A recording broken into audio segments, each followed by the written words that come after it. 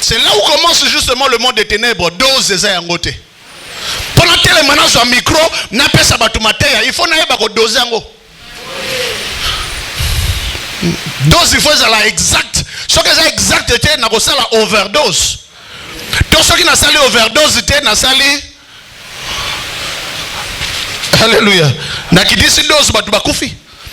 Golgotha est sali dose. Et puis il faut cure. Baby sur culte matinal chaque jour. Ya landa curoana. Baby sur veille vendredi. Ya quand vendredi na veille esa cure. Est-ce que vous me suivez? Pasteur mutatanga ba makambo wana atanga ngona nzoto atanga pe na molimo. Akwa ko bisabino que non, le Seigneur m'a dit que la semaine prochaine to kota jeune. Ya kota jeune. Eza cure ya Golgotha.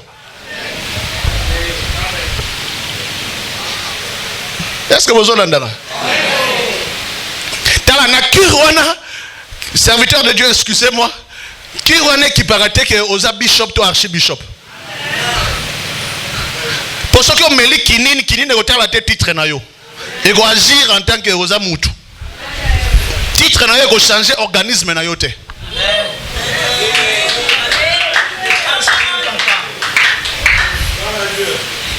C'est la raison pour laquelle il faut faire très attention hier. Alléluia. Ainsi, tout est accompli. Tellement que les gens ont tellement mal compris, ils se sont dit, ah, tout est accompli, donc nous croisons les bras. Tout est accompli, donc tout est accompli. Nous n'avons plus rien à accomplir. Eureka, tout est accompli. Et ils ont oublié cet aspect des choses. Le diable vaincu. Alléluia. Amen.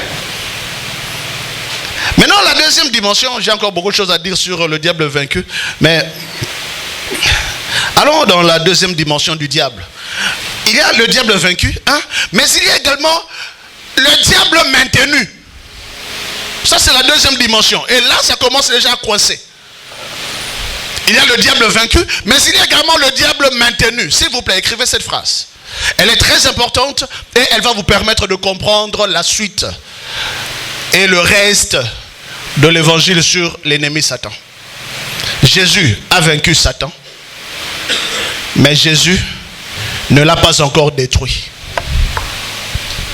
Je reprends cette phrase. Jésus a vaincu Satan. Non, je vais aggraver. Jésus a vaincu Satan, mais Jésus n'a pas tué Satan. Voilà, écrivez ça comme ça. Jésus, il a fait quoi?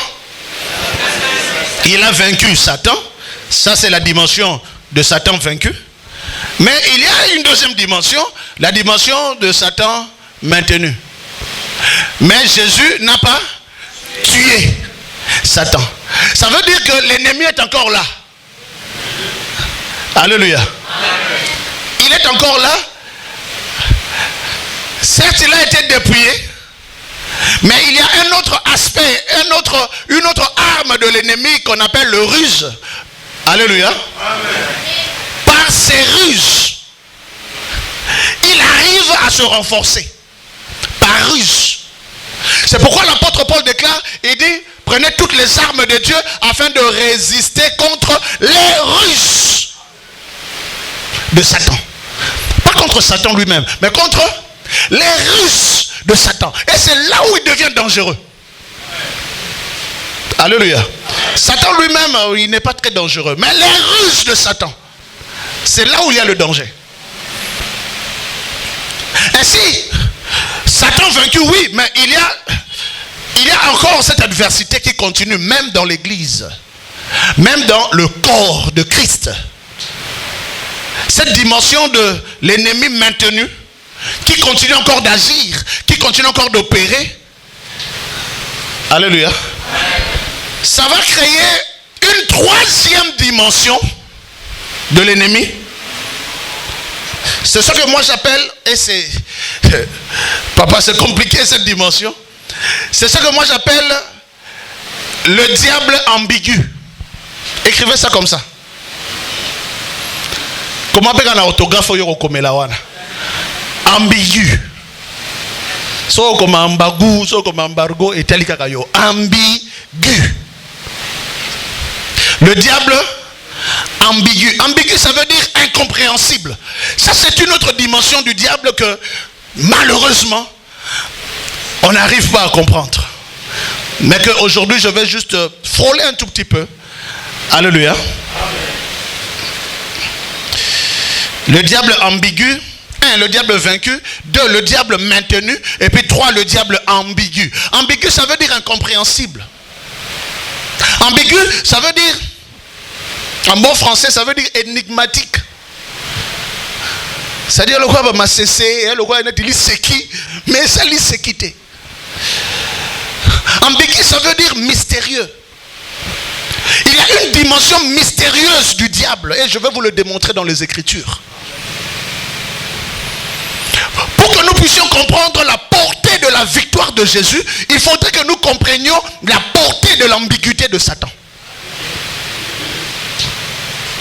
C'est comme ça, moi je suis adorateur de Jésus. Parce que quand on a mon dimension, je dis, des fois ça l'a adoré. La dimension du diable ambigu, c'est une dimension étrange. Et là, c'est dans les Écritures. C'est la dimension paradoxale de Satan. 2 Corinthiens chapitre 4, l'apôtre Paul nous présente cet esprit vaincu, mais maintenu, et il nous le présente d'une manière vraiment ambiguë. 2 Corinthiens chapitre 4, le verset 4. La Bible dit ceci. Je commence déjà au verset 4. La Bible dit, pour les incrédules, dont le Dieu de ce siècle a aveuglé l'intelligence, afin qu'ils ne vissent pas briller la splendeur de l'évangile de la gloire de Christ, qui est l'image de Dieu. L'apôtre Paul, dans sa dimension de révélation, parce que c'était un homme très révélé, alléluia, Nzambe apesa mutu moko ngolu akoma moitié ya Nouveau Testament ezali kamba kosakana na yango te. Alléluia. Ezali kamba kosakana na yango te. Donc azaki mutu moko hors pair. Mais motona hors pair na dimension physique parce que azalaki na école ya Gamaliel, mais na dimension spirituelle parce que azalaki directement en connexion avec le trône. Plus que n'importe quel autre apôtre. Alléluia. Amen. Et il se permet d'appeler ce gars qui est vaincu, il se permet de l'appeler le Dieu de ce siècle. C'est là où se trouve l'ambiguïté justement. Mais mais l'apôtre Paul se permet de l'appeler encore Dieu de ce siècle. Où se trouve sa divinité? Malgré la croix de Jésus, où se trouve encore la divinité de Satan? C'est de cela qu'il est question. Pourquoi l'apôtre Paul peut se permettre de l'appeler ainsi? Et ce n'était pas le seul endroit, et ce n'était pas le seul titre glorieux qu'il a donné à l'ennemi vaincu. Likolo a titre, on a Dieu, et c'est un titre moussousoute. Tozalaga na nzambe moko a se révéler na bomoto comme on a Yesu Masia. 1 Jean chapitre 5 le verset 20, nous sommes dans le véritable en Jésus-Christ, car c'est lui qui est le Dieu véritable et la vie éternelle. Mais la Bible précise le Dieu véritable. Pourquoi on va préciser véritable? Parce que ça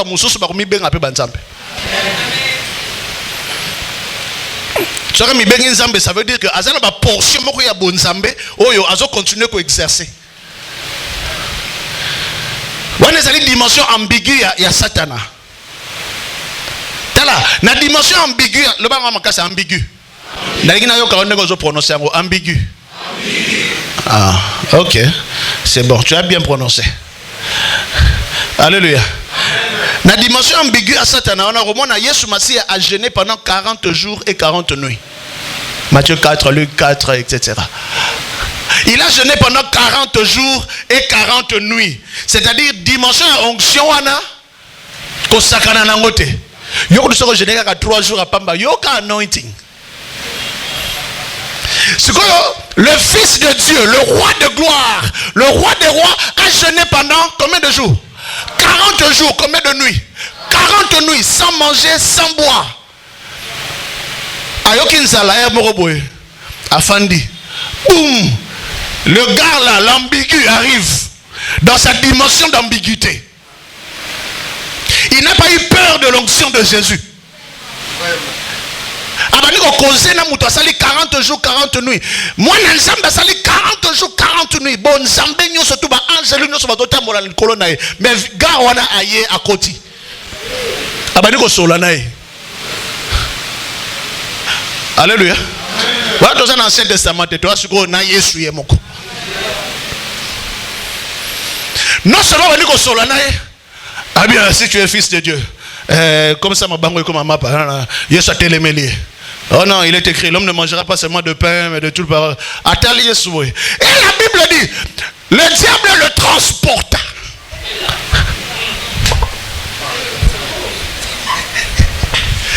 Moi, ensemble, à sali 40 jours, 40 nuits, na désert.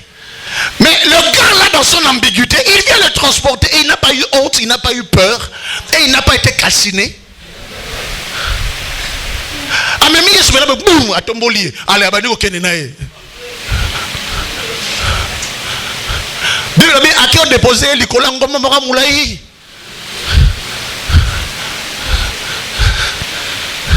Hein? Ayo aswa la serma petit mam kemke on a gêné nzambe satana ko kota te pananga akokota. Na dimension vaincu oui, mais na dimension ambiguë keba.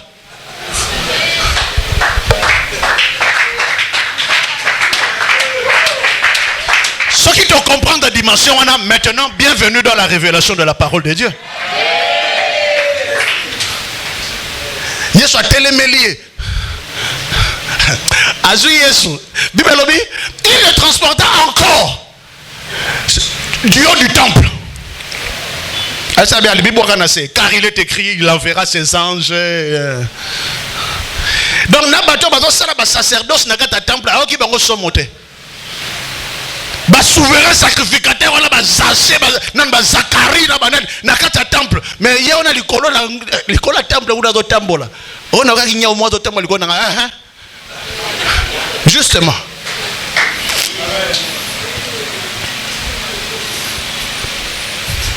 Alléluia. Ce qui te continue dans la dimension na te, okoye ba ko tamu sa vie chrétienne bien te. Alléluia. Osala négligent. Au Kassanet, il y a légèreté moko boye kokota. Vous comprenez? Est-ce que vous comprenez bien? Dimension ambiguë à Satan. Il y a pendant que ça va matin sur la démonologie, sur la délivrance, il faut faire très attention. Et ça va matin on a une terre, on a une dose. Parce que tout est question de dose. Les portes d'entrée. Yesu Masé azaki na porte d'entrée moko te me batombola ye. Batore azaki na porte d'entrée moko te me batore ye. Dans le jardin d'Éden, il n'y avait pas de péché, n'est-ce pas? Adam n'a jamais péché, Ève n'avait jamais péché. Mais le serpent était là, dans le jardin saint. Il était là, en train de déambuler. Ça, c'est le côté ambigu de Satan. C'est comme ça, même devant le trône de l'Éternel. Jésus-Christ, Dieu est en train de vanter Job. Ah, Job, c'est mon enfant. Job, c'est mon fils. Mais le diable ambigu arrive même devant le trône de Dieu. Ah non, yo zo batela parce que yo longole ka babozui na yo ko mona ndeka ko modiri yo.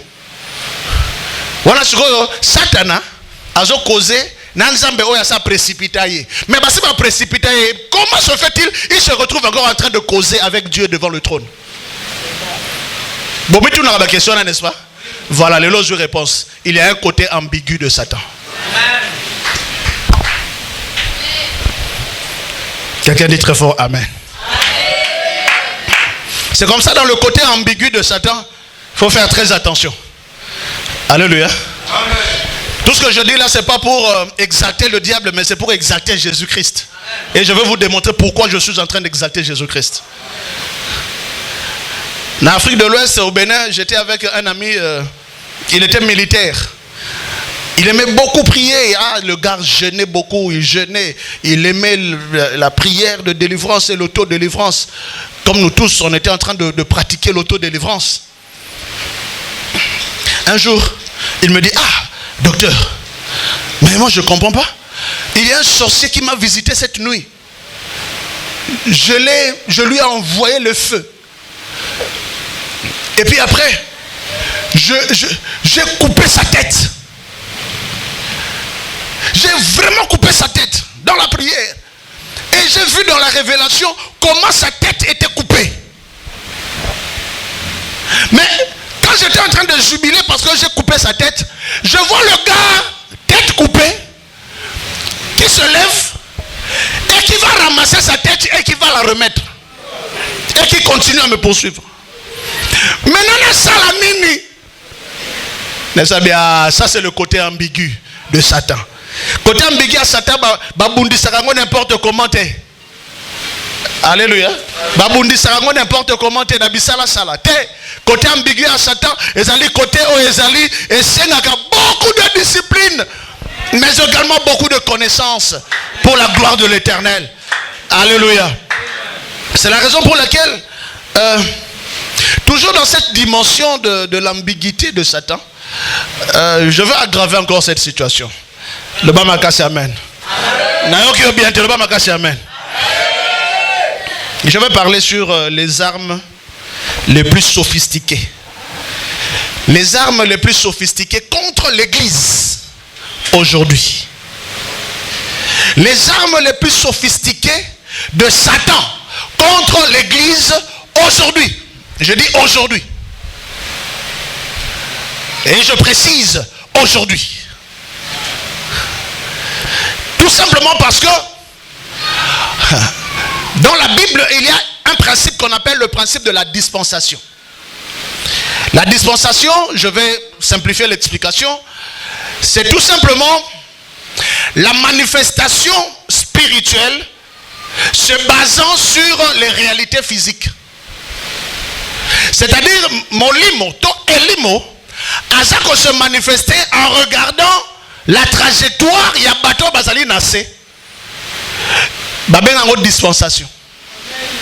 Il y a au fur et à mesure, motoza ko évoluer dans une certaine conduite, Nzambe pe aza ko modifier ba dispensation na ye mais azali kaka Nzambe. Dispensation ko changer, mais Nzambe a changé raté. Dispensation ko changer selon milieu ya bateau, mais Nzambe a changé raté. Mais dispensation ont changé. Ça veut dire que même Satan a fait, au fur et à mesure que qu'on avance, il a changé ma stratégie naie. Aza pe na dispensation satanique naie. Alors ce que je dis ça Satan il y a 20 ans, 30 ans au échoué. Parce que dispensation divine échangea, dispensation satanique peut échangea. C'est comme ça que je suis en train de parler sur les armes sophistiquées de Satan contre l'Église aujourd'hui, pas hier.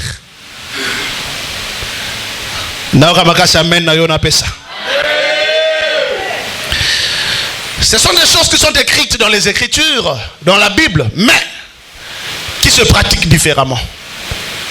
Arme numéro 1, c'est une appellation de Satan au fait, l'ange de lumière. Cette révélation appelée ange de lumière, alléluia, constitue une arme spirituelle contre l'Église aujourd'hui. Et suivez-moi très bien. Ange de lumière, 2 Corinthiens chapitre 11, au verset 13 et 14, c'est là où vous trouvez cette appellation de l'ange de lumière. Ange de lumière, 2 Corinthiens chapitre 11, le verset 13 et 14. La Bible dit ceci. Je lis au nom de Jésus.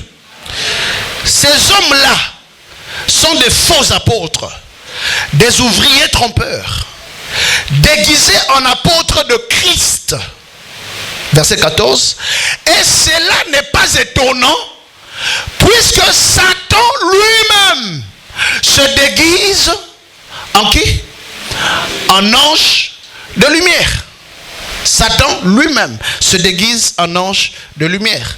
Par le passé, on n'a pas très bien compris la portée, mais aujourd'hui, en quelques minutes, je vais vous faire expliquer de quoi il s'agit.